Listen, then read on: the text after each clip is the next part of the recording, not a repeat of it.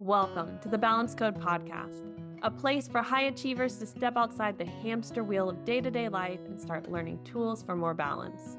I'm your host, Katie Russler, and I will be guiding you on this journey of discovering your balance code. Welcome back to the podcast. Today I have Adolfo Gomez Sanchez, and we're going to be talking about what's the difference between stress and pressure. So we're looking at performance and we're looking at like that overload on your body and mind. And I'm really excited to get into this because I know, Adolfo, a lot of what you talk about is really mindset and really drive and motivation. So I know you're going to have some tools for us as we have this discussion that are going to help open our eyes to a new way of thinking about stress versus pressure. First, let's start off with share with us a little bit about yourself, where you are, who you serve, and what you do. Okay. Hi, Katie. Thank you so much for having me on the podcast. Yeah, actually, this is one of the topics I really enjoy talking about, and we'll get into it a bit because I think it's really misunderstood. And so, where do I come from? So, I've worked a lot as a performance coach for professional athletes, especially players on the ATP tour. And tennis is a very lonely game. It's very much a mental game. And so, for me, there's the two pieces. There's stress, while you're preparing and how you're training, etc. And then there's the actual pressure moments in games. And then I've taken a lot of this and I've taken it to the corporate world because I think the corporate world has a lot of lessons to learn from sports. And it applies equally well to people in executive positions. When are you pressured? I think tons of departments suffer terrible stress and it just drives performance. Burnout is a big thing, employee well-being is a big thing. So I think this is something people need to get their heads around. Absolutely. And you're right. The things that work for the sport world, the ambitious, high-driven people also work for the corporate world and tend to work for those type A people who might be listening who are like, I'm just a driven, motivated person. Yeah. Well, let's define stress versus pressure in the way that you'll be discussing it today. Correct. So this is to me that actually the whole key of the question is to know the difference. They're two very different animals. So stress is, by definition, when demands are greater than resources. Now, easiest way to think of that is when you weight train, right? You take a muscle and you start pulling on that muscle. So your body then, is in homeostasis, and then all of a sudden you're asking some demands of it that's not used to. You're asking it to pick up more weight. So the body then responds. It creates more muscles and adapts to that.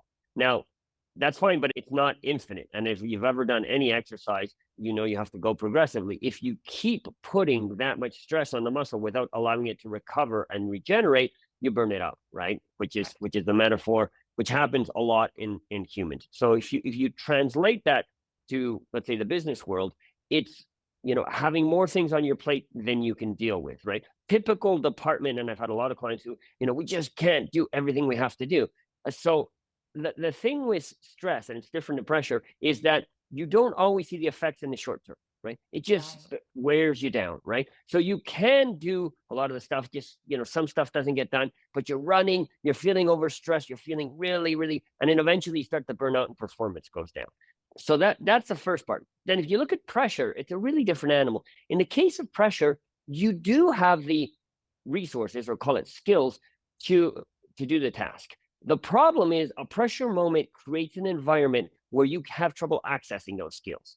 A couple of really easy examples to get that across. So for example, a basketball player, an NBA player who's got the game-winning free throw, right? A free throw is not a skill that an NBA player does not have. Generally, they can make a high percentage. Now, in that moment, that pressure creates so much of a situation that they have trouble. I was watching the NFL playoffs this weekend, and the kicker shanked a kick that he normally would have made. It was the game-winning kick, right? Mm-hmm. So a simple everyday example, public speaking, right? Everybody has the skills to speak because you talk every day. Yet you get on the stage and you lose access to those skills, right? And that's because the perception of the outcome you give is so tremendous, and we'll talk about tools to manage this, that it inhibits you from accessing it. So you see there are two very different situations. One is where you really don't have the resources. You're putting too much stress on the system, right? And eventually the system's not designed for that. So that's like, imagine a 100-meter race. You train for 100 meters. And then when you get to meter 90, they put another 50 meters on. Okay, so you do another, and then you do another 100. You're not trained for that. Eventually you break down because the system's not designed for that. So you need to adapt. And the other one is you do have the skills, but you're in a situation where you can't access them. And that's much more, you were saying about mindset, that's much more an internal thing, right? So the first case is much more external. The second one, completely internal. Now, it's not easy, obviously, or easy, anybody could do it. And just around pressure, let me just dispel the myth about clutch players, right? People talk about clutch performers, and they interpret it as somebody who is better under pressure than when there's no pressure. That's actually not true. And statistically, if you look at Michael Jordan or whoever, he didn't make more points or get a better percentage when he was under pressure. He just got a little less worse. And what I mean by that is most players will have a big drop in performance under pressure. A clutch player has a little drop, but they all do, right? Everybody tenses up. And so that's the thing to keep in mind. And then we can talk now about, how you can deal with that. But that's a big difference. So when people use the term interchangeably, right? Oh, I have so much stress or I have too much pressure, stress, two different things, two totally different things. And you need to deal with them differently. And as a leader in a company, you need to understand that and you need to do different things to manage those. Right. So, what I understand that you're saying is often we look at other people and see how they handle stress and think, wow, look at them. Look how they're Yeah, performing. Look how they're able to handle it. But they still have a decrease in productivity and ability. It's just much, maybe less or visually much less yeah, on the outside to us. And so we can't really compare that. I was thinking about that as you were talking. Those people who go into stressful situations, I'm thinking of like ambulances and things where it's like they have to have their head on straight and think clearly. Some of that is training, but they still make mistakes because it is all traumatic and intense environments with heavy stress, especially late nights, right? Those nurses and doctor staff are in the middle of the night working right. night. There's a point where you do not perform as well. That's to be Yeah, expected. So I love that you pointed that out and reminded us you can't compare. You cannot watch someone else and go, oh, well, they're just amazing. No, they still have a decrease in performance. You just can't measure it as strong as maybe the decrease of someone you see like, wow, they really fell. They didn't get it. They had issues. Okay. correct. And sorry, and just on what you're saying, and this is something I talk about a lot. There's a difference. It's a metaphor used in sports, but it happens in everything. You need a different mindset for practice than you do for performing. And what I mean by that is when you practice, you can control variables and you can redo, and you should be trying to be a perfectionist. When you're performing, you can't control a lot of variables, which is the example you're putting, right? It's an ambulance, it's a game situation. And there, what you have to do is to be able to continue despite errors and not get phased, right? So they're actually two very different mindsets, and you have to train both of them. Otherwise, you'll freeze up. Absolutely. Well, let's get into pressure then and talk us through that belief system we have about the outcome that's making it feel like more pressure and what we can do about that. Okay, yeah. So for me, there's a couple of things. The main one, the one I work a lot with my players, is what I call meaning, right? So nothing means anything except the meaning you give it. And I know that sounds obvious, but if you think about it, it's actually really quite impactful, right? So if you take a pilot doing an emergency landing, okay, so he's thinking, I have to do this or we're all going to die, right? So the impact can be really big.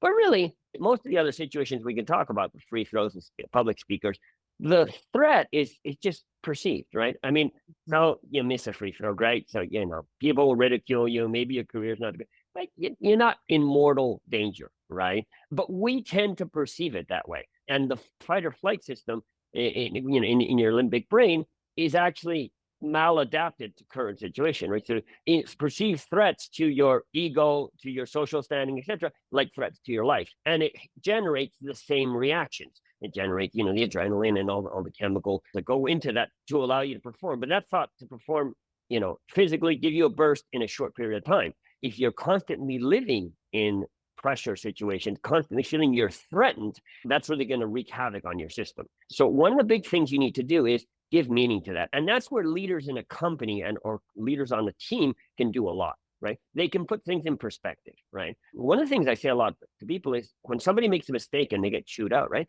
Most people don't want to make mistakes, right? A sales guy who doesn't hit his target generally doesn't go out and go, haha, I'm going to underperform, take that, right? Generally, people are doing the best they can and they just don't make it. So I think the last thing that really helps is to get beat up, right? Their leaders can do a huge piece. And first of all, it's all right, let's put it in perspective. Great. It's not what we wanted, but we can do something with it. And then let's work together on how we fix it. So that brings down the perceived threat that it's a danger to your career or to your job in that case. The other thing you can do, and you mentioned it about ambulances and stuff, what they do is systematic desensitization, right? So you systematically go into the situation, and then you eventually it affects you less, right? It's why veteran players tend to perform better because they've been through it many times, right? And a lot of times they've messed up, they've been through the loss, but they're just not going to go through it again. And I remember when I did my MBA, I did my MBA in the US at Yale. And there was a fellow in my class who was from Israel, and he had been in the Israeli army. And so this is back in 94. And he was interviewing, we're near the World Trade Center, and the bomb went off, right? And the guy who was interviewing him, an investment banker, was really good, jumps under the table, and this guy, and he said, "What was that?" And he goes, "A bomb," right? And he was like, well, "How can you be so calm?" Well, I grew up like this, right? I mean, so it's an example of you being exposed to it. And a lot of things you can do. I used to do this with my players, but you can do it in work. Is to in practice expose yourself to situations which are similar to game situations, right, or to performance situations. You simulate them, so it's not the same stakes, but you do feel pressure and you do feel nervous, and then you have to learn to deal with that. Then there's a series of techniques around, for example, breathing. Deep breathing really helps. I do a lot with my players, right? You learn to breathe abdominally and then relax everything, and then it allows you to perform. And that's the third thing that you want to do is learn process cues, right? So when you're in a tense situation, you need to give it the right meaning, but you then also have to say, okay, let me focus on what I need to do to make this work. Because if I think about the situation or I think about the possible outcome, what I'm doing is I'm going away from the current situation, right? From the present. And that's the only place you can perform. You're either thinking about bad things that can happen or bad things that happen. And it's like energy is like power, right? So if you look at a martial artist, he breaks a break because he puts all the power in one little point. Well, mental energy is exactly the same. So if you're thinking of the path to the future, what can end up happening is that you're not fully present and you perform worse, right? So it's exactly the same thing. It's what do I need to do to perform here? Whatever the result is and whatever I can't control. And that will make you perform better, right? With players, it can be physical, it's physical cues. It's keep my legs active. It's, be relaxed.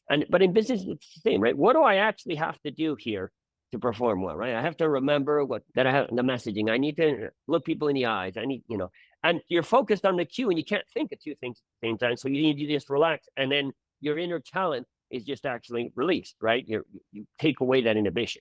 So that's when we're in pressure situations, those are three things that I think are really good is to simulate them and eventually get used to that practice. With my players, I used to do it. I used to bring famous players to watch them train and say, he's going to what? And that just created a stress. And then say, okay, now let's put into play these actions that we said, these tools, so that you learn to be relaxed. Or I'd have, kids around the clubs just run across a court. And it was all noise. I said, that's great. So focus on what you're doing, practice these tools. And then when you're in a game situation, you'll be more able to do it, right? Because Dr. Anders Ericsson showed us anything great comes through deliberate practice, right? Mm-hmm. And this is a naivete I see a lot in companies and in the society. We're in a hack-driven world, right?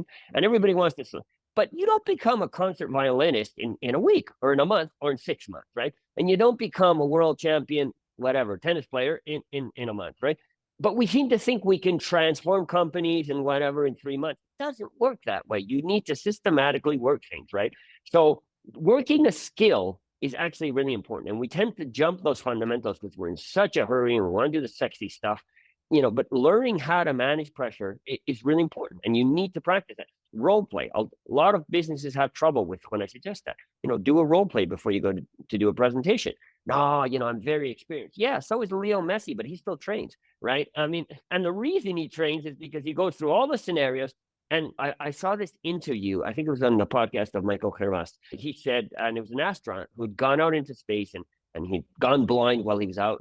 And his message was, preparation is what brings confidence. So he had gone through that. He had simulated so many times that when it actually happened, obviously he was nervous, but he was able to say, okay, what do I have to do? My process cues. I need to breathe. I need to, and what's the protocol here? So I have to do this and this. So preparation really does help you perform. I know it's not sexy. I know it's boring, but it's one of the best things you can do for your career, be it an athlete or be it a business person, is to actually run through things. What can go wrong? What can happen? Steve Jobs was a master presenter, but he would invest thousands of hours in preparing his presentations and his product. When he brought the iPod out, which is a masterful example of presenting, but he would go over everything that could go wrong. He'd practice with people. He'd get, opinions. All of that is a growth mindset. It's what you really need to grow. And that will help bring down the perception of risk also. Preparation helps you say, well, I've been here. I saw, I don't remember who it was, some NBA player who said, I think it was Kobe Bryant, when they said, aren't you nervous? And he said, I've prepared far too much to be nervous here. I mean, I've done this so many times, I know I can do it. So a lot of it is really in your own hands. And people were like, well, I can't help it. Well, actually, you can, right? It's hard work, right? If it were easy, anybody did. So that's pressure. Hey there. I wanted to take a moment to interrupt this interview to share with you a resource I have for you. Do you find that you and your partner struggle to set goals together? No, I'm not talking about cleaning out the garage or finally filing taxes, but to actually set goals about your relationship. Well, I have the Couples Goal Setting Workbook just for you and your partner to help you start getting more focused on building your relationship rather than getting the to-do list items off of your household task. So check down in the show notes for the Couples Goal Setting Workbook and make sure you take some time out in the coming weeks to use it and start to build a stronger relationship together through setting goals that you're both excited about. So stress is a different story. And there, as a leader, you have to look at and say, okay, the temptation there is, since you don't get an immediate drop in performance, to kind of say, oh, just come on, guys, give another push, right? That's what I hear a lot. Oh, these are top performers. They can take it. Yeah. And that's what ends up taking people to burnout, right? Yeah, you can take it, but it never stops. And so you've got a couple of things you need to do there. So the easy one is to bring more resources, right? That's if you have them. But the other one, and this is what each individual should do, and if you have entrepreneurs out there who do this, is to prioritize and choose, right? You have to clearly know what you want, what takes you closer to your dream, and then say no to the rest. And that's really hard. And know that every decision that you don't do that, it's like the energy again, right? It's dispersing energy and it's taking away your performance, right? If you're an athlete, train 3 times, and so maybe you have to give up playing video games, or you have to, do a little nap. You have to give something up, but you need to realize what's really important and what takes you closer. And that's where most stress comes from. People are running around with diverse things which aren't aligned. And how do I balance those demands? Modern parents have that problem, right? They got kids and you got work, and then, and it ends up burning you out because you just feel like you're never getting there. So what you need to do is decide. So getting there is these 2 things. I call it area of impact. What's the area or 2 areas where I have the most impact? And I'm going to try and spend 80% of my time doing that. And then if I can do more stuff, that's great. But if I don't, that's not a problem either. And I may have to go to work and say, can't do this. I just physically can't do it. Sorry, we're not going to get there. And it's a lot less dramatic than people think. People think, oh my God, I can't say it. Yeah, you can. And most of the times the world doesn't, explode or implode.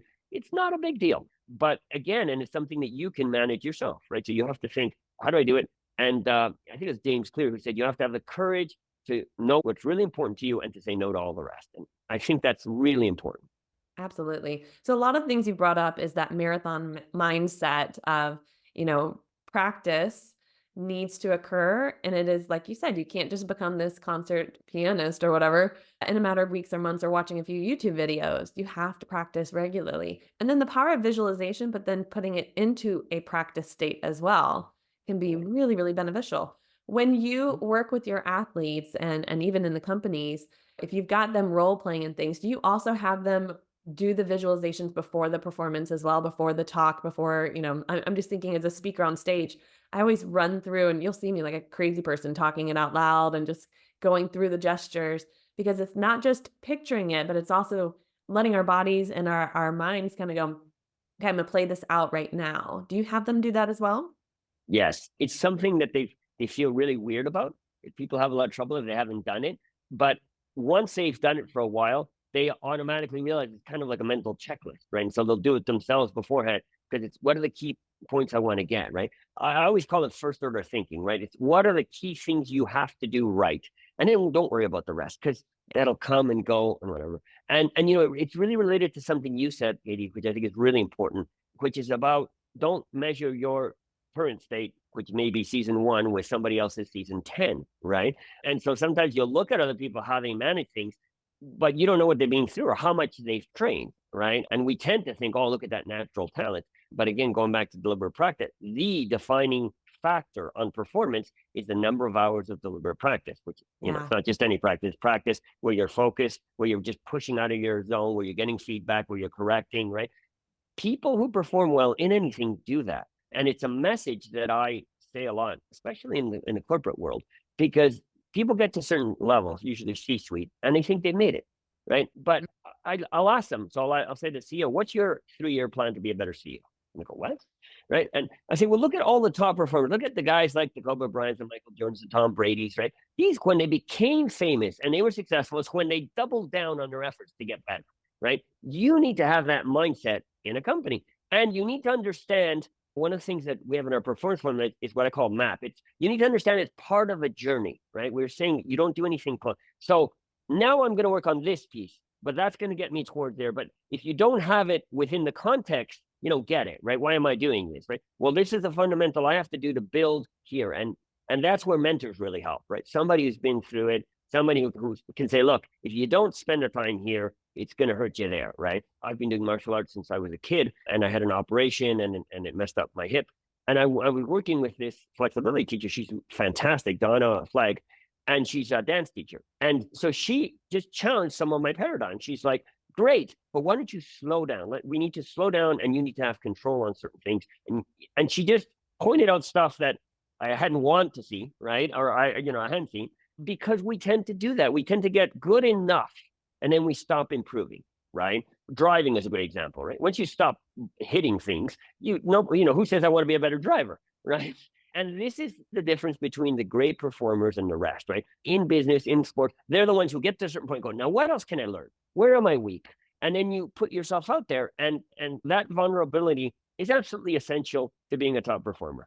People think, oh, I can't admit I don't know it. That's the only way to grow. And if you don't get that through your head and you don't give it a positive meaning, then you're just going to stagnate, right? And this goes back to pressure. So what's the pressure? Oh, I'll look ridiculous, right? No, I mean, I every couple of years find something I'm new at and go out, because it makes me remember the beginner's mindset, and it humbles me, and it frustrates the hell out of me, right? But it makes me think, hey, what else can I do in what I'm good at that it can make me better, right? And you can always find something. And if you can't find it, find a mentor, and you'd be amazed. There's a fantastic YouTube video. Can't remember the fellow's name, but he's a surgeon in the US, a heart surgeon. And the guy said he was flatlining. So he went to look for one of his teachers, and he said, would you come watch me in the OR? And he had a very successfent practice, very good. The teacher says, yes, comes in. He said, and the guy's telling the story. He says, I remember that first intervention. And I kind of looked over at my teacher. Hey, that went pretty well. And the guy had like 3 pages of notes. And he was shocked. And he said, oh, it's just little things, like the light wasn't right on the incision, and your elbow was up, so your arm gets tired. And the guy said, it was really humbling. It was really hard. But over time, he became a much better surgeon, because he had somebody who came with fresh eyes, right? And we all need that. Somebody said to me once, I really liked it, a coach isn't responsible for you reaching your goals. A coach is just somebody to help you find the little pieces that you can put together to get closer to that goal. And that's it. You're always responsible for it. But you never know everything, right? So anyway, I don't want to go off subject, but those are all things that I think create context in terms of pressure situations and stress situations. And I Right. think you're encouraging us to face imposter syndrome and know that it's a normal and typical experience when we're the newbie, and we need to get back in that place often. And also to remember you're a lifelong learner. You don't need to be the best at anything, just always learning how to improve. And I agree with you. Often I will think, oh yeah, I've got this. I know how to do this. And then I'll listen to a podcast or speak with a mentor or something. And I'm like, oh my gosh, you're right. I never thought about that. I could change that. And it's humbling, and it's vital. It's vital to our growth. And the more that we can say, I'm a lifelong learner, that matters more than being the master of everything or of a few things. Then it's fun. It's trial and error. Did this work? No, it didn't work with that crowd. Maybe it works with this crowd. Or, in this situation, this presentation didn't go so well. What can I tweak and make better for next time? Adolfo, this has been great and so beneficial with the analogies you've shared, not only in the athletic world, but also in the work world. Because I think as we're listening, we can apply it to other areas of our lives and where we're experiencing that stress and that overwhelm, and then where we have created meaning that adds pressure to our lives. Exactly. And how to start to flip the switch on that and take back control. Really, that's what you're teaching, is take back control of what type of pressure is coming at you, and you decide how much of it comes and what it looks like. Exactly right. And you said that even better than I did. Thank you. Well, I appreciate everything you've shared. I would love to connect the listeners with you. Where can they find you? Well, we've got the podcast, which is the Optimal Performance Podcast. I'm on LinkedIn, Adolfo Gomez Sanchez, and you can look at our web, which is www.gold-results.com. So any of those, you can find me, and glad to speak with anyone and share, because part of our mission is to help people be happier. So all of this, perform is important, but to perform without suffering, I think, is really important. Absolutely. I'll make sure all of those links are in the show notes so you can go and listen to his podcast and follow him. Thank you again for all of Thank these you for having me tools. on. Of It's such a course. pleasure to speak with you. Thank you. And dear listener, here's to finding our balance code. Thank you for listening to today's episode. I hope you enjoyed it. Take a moment to leave a rating and a review on your favorite podcast platform.